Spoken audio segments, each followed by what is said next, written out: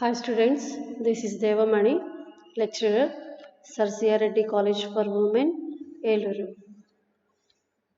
Business Law for 2nd BCom, Vocational and General, 4th semester. Topic is Remedies for Breach of Contract. Contract Bangamku Nivaranopayalu. Remedies for breach of contract. Breach means non-performance by the party to the contract. When a party either fails to perform or does some act because of which the performance becomes impossible or refuses to perform the contract, breach is said to be committed. So, contract చెందిన parties ఎవరైతే ఉంటారో ఆ parties అందరూ కూడా తాము చేయాల్సిన లేదా తాము నిర్వర్తించాల్సిన రెస్పాన్సిబిలిటీస్ కానీ డ్యూటీస్ కానీ ఏవైతే ఉన్నాయో అవన్నీ కూడా పర్ఫామ్ చేయాల్సి ఉంటుంది.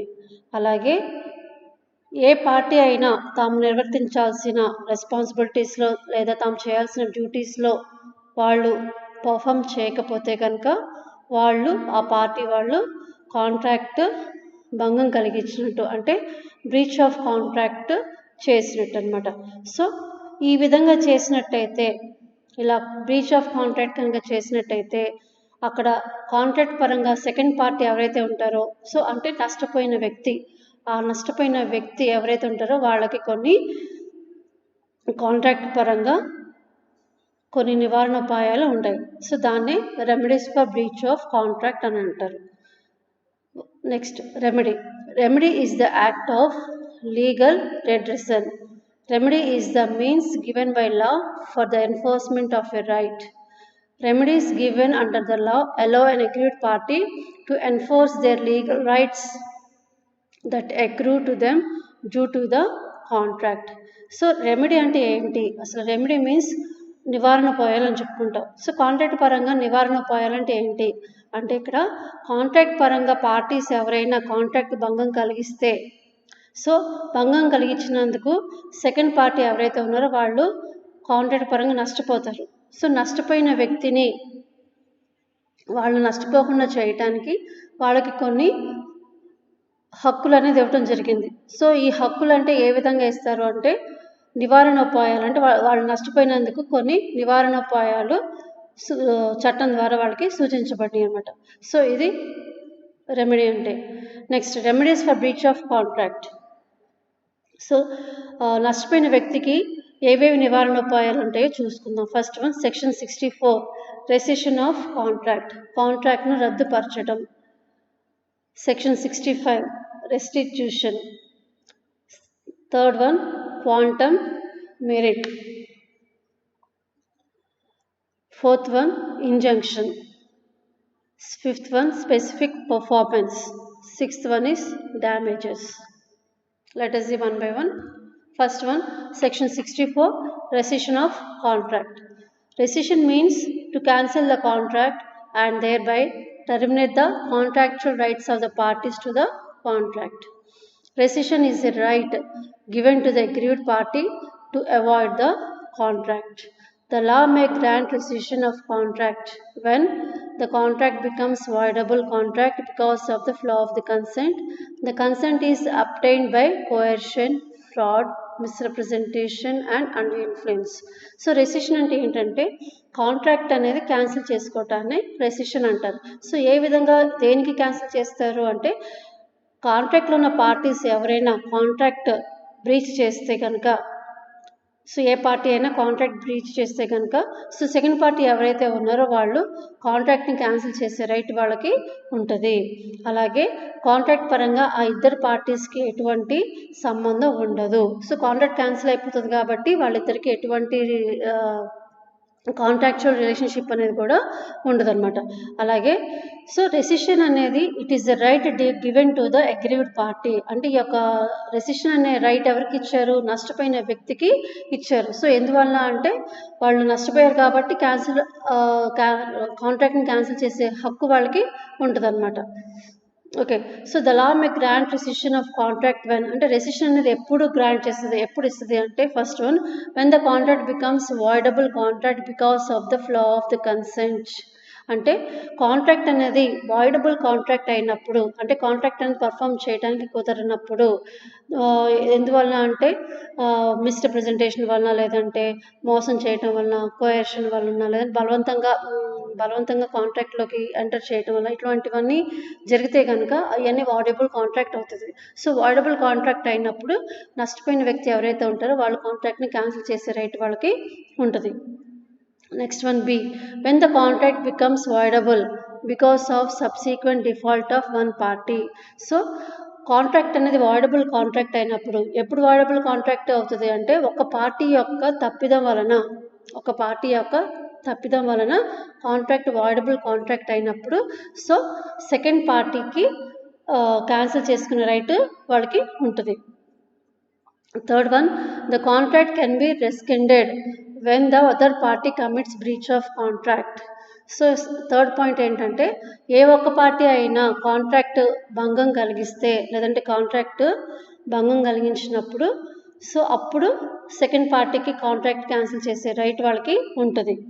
Fourth one, the contract can rescind when the performance becomes impossible to perform without the fault of the parties to the contract. So కాంట్రాక్ట్ని క్యాన్సిల్ చేసుకునే హక్కు కూడా ఉంటుంది. ఏ సందర్భాలలో అంటే కాంట్రాక్ట్ పర్ఫామ్ చేయటానికి ఇంపాసిబుల్ అయినప్పుడు, అది కూడా పార్టీస్ యొక్క తప్పిదం లేనప్పుడు, అలాగే కాంట్రాక్ట్ అనేది పర్ఫామ్ చేయడానికి ఇంపాసిబుల్ అయినప్పుడు, సో అప్పుడు కూడా కాంట్రాక్ట్ క్యాన్సిల్ చేసే రైట్ వాళ్ళకి ఉంటుంది. సో ఎప్పుడు ఏ సందర్భాలలో కాంట్రాక్ట్ని క్యాన్సిల్ చేసుకునే హక్కు నష్టపోయిన వ్యక్తికి ఉంటుంది. ఫస్ట్ వన్ ఏంటి అంటే వాయిడబుల్ కాంట్రాక్ట్ అయినప్పుడు, అంటే కాంట్రాక్ట్ వాయిడబుల్ కాంట్రాక్ట్ అయినప్పుడు. సో రీజన్స్ ఏంటి, ఎందుకు వాయిడబుల్ కాంట్రాక్ట్ అయింది అంటే కోయర్షన్ అవటం వలన, మిస్‌రిప్రజెంటేషన్ చేయటం వలన, బలప్రయోగం చేయటం వలన, లేదంటే మోసం చేయటం వలన. సో ఈ రీజన్స్ తోటి వాయిడబుల్ కాంట్రాక్ట్ అయితే, సో నష్టపోయిన వ్యక్తి కాంట్రాక్ట్ని క్యాన్సిల్ చేసుకోవచ్చు. ఇది first point. Second point, so contract voidable contract అయినప్పుడు, ఎప్పుడు వాయిడబుల్ కాంట్రాక్ట్ అవుతుంది, ఏ పార్టీ అయినా వాళ్ళ యొక్క తప్పిదం వలన కాంట్రాక్ట్ వాయిడబుల్ కాంట్రాక్ట్ అయితే అప్పుడు కూడా కాంట్రాక్ట్ని క్యాన్సిల్ చేసుకోవచ్చు. థర్డ్ వన్ ఏంటి, ఏ పార్టీ అయినా కాంట్రాక్ట్ భంగం కలిగిస్తే, అంటే బ్రీచ్ అనేది చేస్తే కనుక, సో అప్పుడు కూడా కాంట్రాక్ట్ని క్యాన్సిల్ చేసుకోవచ్చు. ఎవరు, నష్టపోయిన వ్యక్తి చేసుకోవచ్చు. ఫోర్త్ వన్లో కాంట్రాక్ట్ అనేది పర్ఫామ్ చేయడానికి ఇంపాసిబుల్ అయినప్పుడు, అది కూడా పార్టీస్ యొక్క తప్పిదం లేకుండా కాంట్రాక్ట్ పర్ఫామ్ చేయడానికి ఇంపాసిబుల్ అయినప్పుడు, సో ఆ సిచ్యువేషన్లో కూడా కాంట్రాక్ట్ని క్యాన్సిల్ చేసుకోవచ్చు. Section 65, restitution. Restitution means to put the parties into the original position as they were before entering into the contract. So restitution అంటే కాంట్రాక్ట్ కనుక బ్రీచ్ అయితే, లేదంటే భంగం కలిగితే కనుక నష్టపోయిన వ్యక్తి ఎవరైతే ఉంటారో ఆ నష్టపోయిన వ్యక్తి తను ముందుగా ఉన్న పొజిషన్లో ఏ విధంగా ఉన్నాడో ఆ పొజిషన్లోకి తన్ని చేర్చడానికి, తన్ని ఉంచడానికి సో కాంట్రాక్ట్ని రెస్టిట్యూషన్ చేయొచ్చు. అంటే ఏంటంటే నష్టపోయిన వ్యక్తి కాంట్రాక్ట్ రాకముందు ఎలా ఉన్నాడో సో అదే పొజిషన్లోకి, అంటే తను ఏ విధంగా నష్టపోకుండా చేయటానికి, సో ఈ విధంగా వాళ్ళు కాంట్రాక్ట్ని రెస్టిట్యూషన్ అనేది చేసుకోవచ్చు. Section 65, quantum merit. Quantum merit is derived from the Latin word which means as much as is earned. అంటే క్వాంటమ్ మెరిట్ అంటే ఎంతవరకు ఎర్న్ చేసామో అంతవరకు, అంటే ఎంతవరకు కష్టపడ్డామో అంతవరకు సొమ్ముని రాబట్టుకోవటం అనమాట అది. So quantum merit is a remedy for quasi contracts. So quantum merit అనేది దేనికి ఎక్కువగా యూజ్ చేస్తారంటే క్వాజీ కాంట్రాక్ట్స్కి యూజ్ చేస్తారు. సో క్వాజీ కాంట్రాక్ట్స్ అంటే ఏంటి ఇక్కడ, సో ఏ వ్యక్తి అయినా అనుకోకుండా తనకు తెలియకుండా కాంట్రాక్ట్లోకి ఎంటర్ అయితే, ఏ వ్యక్తి అయినా అనుకోకుండా లేదా తనకు తెలియకుండా కాంట్రాక్ట్లోకి ఎంటర్ అయితే కనుక, సో అటువంటి కాంట్రాక్ట్స్ అన్నీ కూడా క్వాజీ కాంట్రాక్ట్స్ అంటారు. మీకు ఆల్రెడీ దీని గురించి ఎగ్జాంపుల్ చెప్పాను ఫస్ట్ యూనిట్లో. దీనికి ఎగ్జాంపుల్ ఏంటంటే ఏ అనే వ్యక్తి బి ఒక హౌస్లో గూడ్స్ని డెలివరీ చేశాడు, కానీ బై మిస్టేక్ ఏ అనే వ్యక్తి బి యొక్క హౌస్లో డెలివరీ చేశాడు, కానీ డెలివరీ చేయాల్సింది సి హౌస్లో, కానీ బి హౌస్లో డెలివరీ చేశాడు. సో ఇక్కడ బి అనే వ్యక్తి అటు గూడ్స్ని యాక్సెప్ట్ చేసి తీసుకుంటే కనుక సో అప్పుడు బి అనే వ్యక్తి కాంట్రాక్ట్లోకి ఎంటర్ అయినట్టు. సో ఇటువంటి వాటిని క్వాజీ కాంట్రాక్ట్ అంటారు. అలాగే ఈ యొక్క కాంట్రాక్ట్స్ని వాయిడ్ కాంట్రాక్ట్స్ కింద కూడా కన్సిడర్ చేసుకోవచ్చు అనమాట. సో ఏంటంటే ఇప్పుడు ఇందాక చెప్పిన ఎగ్జాంపుల్లో బి అనే వ్యక్తి అనుకోకుండా కాంట్రాక్ట్లోకి ఎంటర్ అయ్యాడు, కానీ ముందుగా తనకు తెలియదు, కాంట్రాక్ట్లోకి ఎంటర్ అవుతాను ముందుగా తెలియదు. సో అనుకోకుండా కాంట్రాక్ట్లోకి ఎంటర్ అయ్యాడు అనమాట. సో ఈ విధంగా తను క్వాసీ కాంట్రాక్ట్ కింద వస్తుంది అనమాట. సో ఇక్కడ క్వాంటమ్ మెరిట్ ఏంటంటే ఎంతవరకు ఎర్న్ చేస్తామో అంతవరకుని దానికి సంబంధించి రెమెడియో లేదంటే దానికి సంబంధించి కాంట్రిబ్యూషన్ కలెక్ట్ చేయటాన్ని క్వాంటమ్ మెరిట్ అంటారు. ఫర్ ఎగ్జాంపుల్ ఇంకో ఎగ్జాంపుల్ చెప్తాను క్వాంటమ్ మెరిట్ సంబంధించి. ఒక వ్యక్తి ఏ అనే వ్యక్తి ఒక హౌస్ని పెయింట్ చేస్తానని బీతో కాంట్రాక్ట్ ఏర్పాటు చేసుకుంటాడు. A agree to paint B house for ₹1 lakh. The work was done in defective manner. So ఇక్కడ ఏంటి, పెయింటింగ్ అనేది కంప్లీట్ అయింది కానీ అది సరిగ్గా లేదు, పెయింటింగ్ అనేది సరిగ్గా వేయాల, అస్తవ్యస్తంగా వేశారు. సో డిఫెక్టివ్ మేనర్ అంటారు. సో అస్తవ్యస్తంగా పెయింటింగ్ అనేది వేశారు. సో ఇక్కడ బి అనే వ్యక్తి ₹1 lakh ఏకి పే చేస్తాడా లేదా అమౌంట్ తగ్గించి పే చేస్తాడా అంటే తను బి అనే వ్యక్తి ఎంత అమౌంట్ పే చేయాలి. సో ఏ అనే వ్యక్తి పెయింటింగ్ చేశాడు కానీ అస్తవ్యస్తంగా వేశాడు, నీట్గా క్లియర్గా వేయాల. సో ఈ విధంగా ఈ యొక్క రీజన్ చూపించి తను ఇవ్వాల్సిన ₹1 lakh కొంత అమౌంట్ తగ్గించి రిమైనింగ్ అమౌంట్ తనకి ఇవ్వచ్చు, ఏకి ఇవ్వచ్చు. So B can pay ₹75,000. So A చేసిన పనికి ఎంతవరకు తను ఎంతవరకు అర్హత కలిగి ఉన్నాడో అంతవరకు అమౌంట్ అనేది పే చేయడానికి అవకాశం ఉంటుంది. సో దీన్ని క్వాంటమ్ మెరిట్ అంటారు. And 4th one, injunction, section 35 of specific relief act 1963. So injunction అంటే ఏంటి, కోర్టు ద్వారా తెచ్చుకునే ఆర్డర్ని ఇంజంక్షన్ అంటారు. So injunction is a court order restrict the person from doing something which he promised not to do. It is also called as the stay order. So ఇక్కడ injunction అంటే it is an order given by the court to do some work. అంటే ఏ contract పరంగా నేను ఈ work చేయను అని ఎవరైతే అలా మెన్షన్ చేసి చెప్తారో, అంటే ఈ వర్క్ నేను చేయను, నాకు తెలియదు, ఈ వర్క్ నేను చేయను అలా ఎవరైతే అలా చెప్తారో వాళ్ళని ఆ వర్క్ చేయించడం కోసం, వాళ్ళతోటి ఆ వర్క్ చేయించడం కోసం కోర్టు నుంచి తెచ్చుకునే ఆర్డర్ని ఇంజంక్షన్ అంటారు. సో కోర్టు నుంచి ఆర్డర్ తెచ్చుకుంటే కనుక కంపల్సరీగా ఆ వ్యక్తి ఆ వర్క్ కంపల్సరీగా చేయాల్సి ఉంటుంది అనమాట. సో ఇది injunction. So injunction is a court order restrict the person from doing something which he promised not to do. అంటే ఏ వ్యక్తి చేత అయితే చెయ్యను అని చెప్తారో ఆ వ్యక్తి చేత చేయించడానికి కోర్టు నుంచి తెచ్చుకునే ఆర్డర్నే ఇంజంక్షన్ అంటారు. సో ఎగ్జాంపుల్ చూడండి, A film actress agree to act with Y for 1 year. So A అనే వ్యక్తి ఫిలిం యాక్ట్రెస్ సో వైతో కాంట్రాక్ట్ ఏర్పాటు చేసుకుంటారు, ఏంటది 1 year వరకు వాళ్ళ దాంట్లోనే వర్క్ చేస్తానని. కానీ తను ఏం చేసింది, but she acted with Z also, తను వేరే వ్యక్తితో కూడా యాక్ట్ చేసింది అనమాట. సో ఇక్కడ ఏంటి, ఏ అనే వ్యక్తి వై తోటి యాక్ట్ చేయాలి కానీ తిను ఏం చేసింది, జెడ్తో కూడా యాక్ట్ చేసింది. సో ఇక్కడ వై ఏం చేశాడు, in this case A getting stay order. So A అనే వ్యక్తికి స్టే ఆర్డర్ వచ్చింది, ఏమని, to act only with the Y, అంటే వైతోటే యాక్ట్ చేయాలి, జెడ్తో యాక్ట్ చేయొద్దు అని ఏకి కోర్టు నుంచి స్టే ఆర్డర్ వచ్చిందనమాట. సో ఈ ఆర్డర్ ఎవరు తెచ్చుకుంటారు, వై తెచ్చుకుంటాడు. ఈ ఆర్డర్ కోర్టు నుంచి వై అనే అతను తెచ్చుకుంటాడు అనమాట. సో అప్పుడు ఏం చేయాలి, ఏ వైతోటే యాక్ట్ చేయాలి కానీ జెడ్ తోటి యాక్షన్ చేయకూడదు. 5th one, specific performance. Specific performance is a remedy in the hands of the aggrieved party, whereby the aggrieved party does not want any compensation for non-performance of contract, but wants that the other party should perform what he was supposed to perform in the contract. So specific performance అనేది కూడా remedy, ఇది కూడా remedy అనమాట. So ఎవరి దగ్గర ఉంటుంది ఈ remedy? నష్టపోయిన వ్యక్తి దగ్గర ఉంటుంది అనమాట. ఈ యొక్క రైట్ అనేది ఎవరి దగ్గర ఉంటుంది? నష్టపోయిన వ్యక్తి దగ్గర ఉంటుంది. సో ఇక్కడ ఏంటి, నష్టపోయిన వ్యక్తి ఏం చేస్తాడు?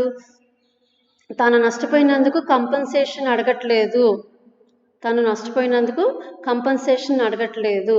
సో తను దేని గురించి అయితే నష్టపోయాడో, ఏ చర్య లేదంటే ఏ యాక్ట్ గురించి అయితే లేదా ఏ కాంట్రాక్ట్ గురించి అయితే తను నష్టపోయాడో దాన్ని పర్ఫామ్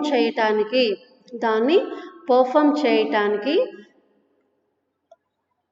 తన దగ్గర ఉన్న ఒక రైట్ అనమాట. అంటే తను ఏ చర్య గురించి అయితే తను నష్టపోయాడో ఆ చర్య కంప్లీట్గా చేసి తను నష్టపోకుండా ఉండుటకు చేసే దాన్ని స్పెసిఫిక్ పర్ఫార్మెన్స్. సో దీనికి ఎగ్జాంపుల్ చూడండి. A painter agreed to paint the picture of B. So A అనే వ్యక్తి బి తోటి అగ్రిమెంట్ రాసుకుంటారు. ఏమని? బి యొక్క పిక్చర్ పెయింట్ చేయడానికి. సో బి కూడా పెయింటింగ్ చేసినందుకు 20,000 రూపీస్ పే చేస్తానని వాళ్ళిద్దరి మధ్య జరిగిన agreement. So here B paid ₹20,000 in advance. So B అనే వ్యక్తి పెయింటింగ్ అవ్వకముందే 20,000 రూపీస్ ఇచ్చేసాడు. కానీ ఏ అనే వ్యక్తి తర్వాత ఏమేం చేశాడు? పెయింటింగ్ చేయటానికి రెఫ్యూజ్ చేశాడు. ఓకేనా? సో బి అనే వ్యక్తి అమౌంట్ అనేది ముందే ఇచ్చేసాడు. కానీ ఏ అనేవాడు ఏం చేశాడు? పెయింటింగ్ చేయటానికి రెఫ్యూజ్ చేశాడు, నిరాకరించాడు. So here B applied to the court to insist painter to paint his picture. So B అనే వ్యక్తి ఏం చేశాడంటే కోర్టుకి వెళ్ళి కోర్టు నుంచి దావా తెచ్చుకున్నాడు. ఏమని? ఏ చేత పెయింటింగ్ చేయించుటకు కోర్టు నుంచి తెచ్చుకున్న ఉత్తర్వులు. సో బి అనే వ్యక్తి ఏం చేశాడు అంటే కోర్టుకి వెళ్ళి ఏ చేత పెయింటింగ్ చేయించడానికి కోర్టు నుంచి ఉత్తర్వులు తెచ్చుకున్నారు అనమాట. సో అప్పుడు కోర్టు నుంచి ఆర్డర్ వచ్చినప్పుడు ఏ అనే వ్యక్తి ఏం చేయాలి? కంపల్సరిగా బి యొక్క పిక్చర్ పెయింటింగ్ చేయాలన్నమాట. సో దీన్నే స్పెసిఫిక్ పర్ఫార్మెన్స్ అంటారు. సో ఇక్కడ బి అనే వ్యక్తి 20,000 రూపీస్ రిటర్న్ ఇమ్మని అంటలా, కానీ ఏమని చెప్తున్నాడు? తన పిక్చర్ కంపల్సరీగా పెయింట్ చేయాలి అని చెప్తున్నాడు అనమాట. సో ఇది కోర్టు నుంచి తను తెచ్చుకున్న ఉత్తర్వులు. సో అప్పుడు ఏ అనే వ్యక్తి కంపల్సరీగా పెయింటింగ్ అనేది వేయాల్సిందే. సో ఇటువంటి దాన్ని స్పెసిఫిక్ పర్ఫార్మెన్స్ అని అంటారు. 6th one, Section 73 to 75 of Indian Contract Act 1872 damages. So what is meant by damages? Whenever a party to the contract commits breach, the aggrieved party can claim the monetary compensation for the loss so suffered by him. This monetary compensation awarded to the aggrieved party for the non-performance or breach by the other party is called as the damages. అంటే damages ఏంటంటే ఏ వ్యక్తి అయినా సరే కాంట్రాక్ట్లో ఏ party అయినా సరే contract భంగం కలిగిస్తే కనుక, సో భంగం కలిగించినందుకు సెకండ్ పార్టీ ఎవరైతే ఉంటారో ఆ వ్యక్తి నష్టపోయాడు అనమాట. సో నష్టపోయిన వ్యక్తికి ఏం హక్కు ఉంటుంది అంటే డ్యామేజెస్ రూపంలో కొంత అమౌంట్ని నష్టపరిచిన వ్యక్తి దగ్గర నుంచి తీసుకునే రైట్ తనకి ఉంటుంది. సో దాన్నే డ్యామేజెస్ అంటారు. అంటే తను ఏవైతే కంపెన్సేషన్ అడుగుతున్నాడో అది మనీ అవ్వచ్చు, లేకపోతే గూడ్స్ అవ్వచ్చు, లేదా ఇంకా వేరే ఏదైనా అవ్వచ్చు. సో తను ఏదైతే నష్టపోయినందుకు కంపెన్సేషన్ అడుగుతాడో దాన్ని డ్యామేజెస్ కింద చెప్తారు. Next one, kinds of damages. First one is general damages. General damages are those which arise naturally in the usual course of things from the breach itself. So general damages అంటే జనరల్గా arise అయిన డ్యామేజెస్ని contract భంగం కలిగించినందుకు ఏవైతే నష్టపోయారో so దాన్నే general damages అని అంటారు. Second one, specific damages. So damages that arise on account of the unusual circumstances affecting the plaintiff are called as the special damages. But such damages are recoverable only when the special circumstances were brought to the knowledge of the defendant. So special damages అంటే ఏంటంటే ప్రత్యేక సందర్భాలలో లేదంటే ప్రత్యేక పరిస్థితుల్లో ఏదైనా contract భంగం వలన నష్టం ఏదైతే జరిగిందో దాన్ని స్పెషల్ డ్యామేజెస్ అని అంటారు అనమాట. అలాగే ఈ యొక్క స్పెషల్ డ్యామేజెస్ ఏవైతే ఉన్నాయో అవి నష్టపోయిన వ్యక్తి రికవర్ చేయడానికి వాళ్ళకి ఆ రైట్ అనేది ఉంటుంది. Third one, vindictive or exemplary or punitive damages అంటే కక్షతో కూడుకున్న నష్టపరిహారం అంటారు. So vindictive means that imposes punishment for the other. సో వేరే వ్యక్తిని పనిష్ చేసే ఉద్దేశంతో క్లెయిమ్ చేసే డ్యామేజెస్ని విండిక్టివ్ డ్యామేజెస్ అంటారు. అలాగే ఒక వ్యక్తి నష్టపోయినప్పుడు ఆ నష్టపోయినందుకు సో ఎవరైతే నష్టపరిచారో ఆ నష్టపరిచిన వ్యక్తిని ఏ విధంగానైనా పనిష్ చేయాలి, తనకి ఏ విధంగానైనా హాని కలగాలి అనే ఉద్దేశంతో చేసే డ్యామేజెస్ని విండిక్టివ్ డ్యామేజెస్ అంటారు. అలాగే vindictive damages are those which are claimed to punish the wrongdoer for his act or breach of contract. అంటే నష్టపరిచిన వ్యక్తి ఎవరైతే ఉంటారో తను చేసిన నష్టాన్ని తను తెలుసుకోవటం కోసం, అంటే తను ఏదైతే నష్టం కలిగించాడో ఆ నష్టం తను తెలుసుకొని అవేర్నెస్ చేయటం కోసం సో ఆ వ్యక్తిని పనిష్ చేస్తే కనుక సో అటువంటి వాటిని విండిక్టివ్ డ్యామేజెస్ అంటారు. And the last one is nominal damages where the aggrieved party has not suffered any loss because of the breach by the other party. The court may still award him nominal damages in recognition of his rights. So nominal damages అంటే ఏమంటారంటే నామమాత్రపు నష్టపరిహారాలు అంటారు. Okay, ఇక్కడ contract పరంగా ఎవరైతే నష్టపోయారో